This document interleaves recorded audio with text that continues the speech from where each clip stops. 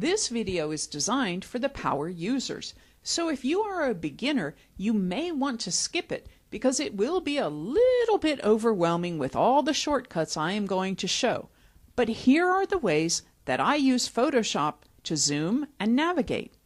I am on the Move tool, and I hate extra clicks, so I don't want to change tools. Holding down Command and Spacebar together in Adobe programs temporarily changes you to the magnifying glass tool. If I want to zoom here, I am holding down Command and Spacebar on the Mac, or Control and Spacebar on Windows. I click and drag up and it zooms in. Keeping Command Spacebar or Control Spacebar held down, click and drag down to zoom out. Now, if you don't have extra VRAM or accelerated video card, this may not work this way.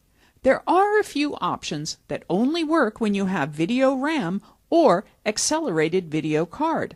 On the Zoom tool itself, starting CS5, they added a new option called Scrubby Zoom.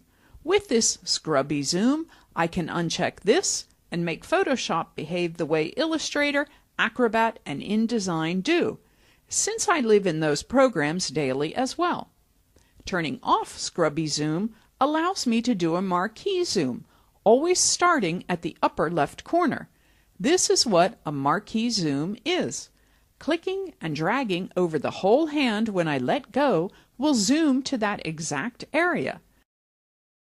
Clicking and dragging over the thumb will zoom exactly to the thumb, and Command 0, Control 0 will fit back in window. I will go back to my Move tool, and now this Zoom tool is permanently changed to not do the new scrubby zooming. As a Photoshop Illustrator and InDesign user, scrubby zooming isn't the same, and other applications, so I am more comfortable with it off. But if you're Lightroom user, or you just live in Photoshop, it is more helpful and more efficient having it on because as it does zoom to the exact spot. As you click and drag up, and it will do something that the regular zoom tool without the scrubby zoom won't do. As you click and drag down, it will zoom out. Let me show you that. So, scrubby zoom on, click and drag up on this. It zooms to that spot. Click and drag down, it zooms out. That's what you can't do without scrubby zoom. I will turn it off. Go back to my Move tool, use Command Spacebar or Control Spacebar to click and drag and zoom in closer to his face, keeping Command Spacebar or Control Spacebar held down the entire time. Single clicks also work with Command Spacebar or Control Spacebar held down, and when I let go of Command Spacebar or Control Spacebar, I see my Move tool. On every tool in Photoshop, with the exception of the Type tool and entering type, Spacebar is the hand, so holding down Spacebar lets me stay on my Move tool and click and drag to toss my screen around, or click and drag and being careful not to toss to keep it still to move my screen around. I virtually never touch the hand tool or touch the zoom tool. I live by keyboard shortcuts. You watch me use Photoshop.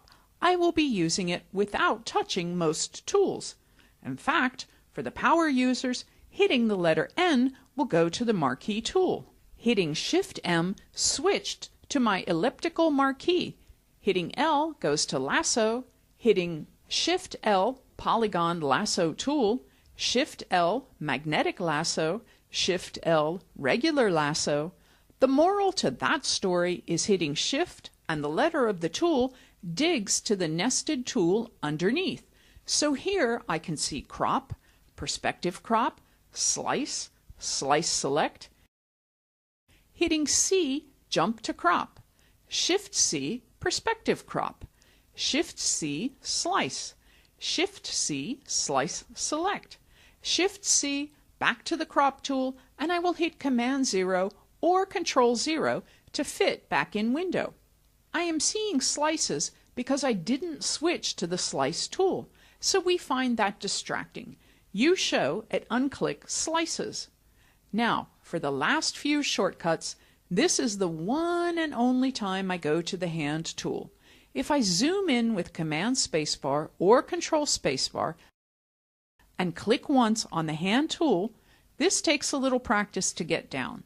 This is a super secret power user trick, and again, it might only work if you have the accelerated video card or extra VRAM on your machine. They're about $100, really worth the investment if you use Photoshop All, maybe less 100 actually. I hold down 8 while on the hand tool and click and hold my mouse, and this is called bird's eye view. Go to his left thumb.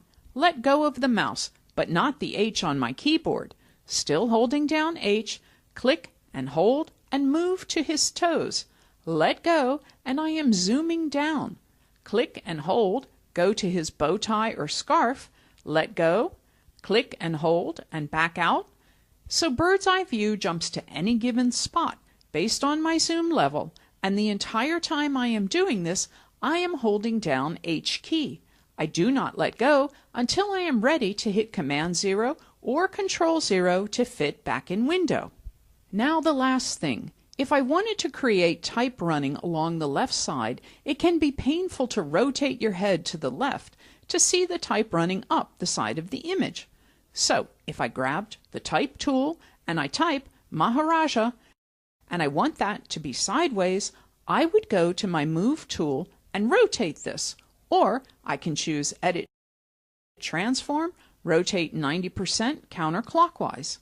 Now if I want to edit Maharaja, it's difficult to see, so under the Hand tool is a Rotate View tool. When I choose the Rotate View tool, I can click and drag and simply change the rotation of my monitor. Now use spacebar to get into the Maharaja area and Command plus or Control plus to zoom in. Spacebar to move, Command plus to zoom in. Click back on my Type tool and triple click to select Maharaja. So editing text is far easier if you do the Rotate View tool. Double clicking on Rotate View reset my screen, and to see that better I will hit Command 0 or Control 0 to fit back in window. Now I can go to Move tool. Now I can move Maharaja down here, and if I wanted to, I could play with that type. I triple clicking, I hit T quickly to switch to the type pool. I will make it huge, and I will show you some more typography stuff later in the show. But my last favorite keyboard shortcut tricks, I hit the up arrow or down arrow after clicking on the font name, and it goes alphabetically to every font on my screen. This also works in Illustrator and Photoshop. It did not used to work in Illustrator CS5, but that's one of the new features of Illustrator CS6. I absolutely love the feel of this because I want more of a casual font that makes me think of Italy to format Maharaja. And now I can look at it in the actual text with the text selected. I don't have a great selection here, and I try to avoid brush script. So I will go for a fancy one possibly, or maybe a casual one. When I am finished, I will click the Move tool. So this has been your tour of Kelly's favorite keyboard shortcuts for zooming and navigating, and a couple super secret tricks, including the Rotate View tool nested under the Hand tool.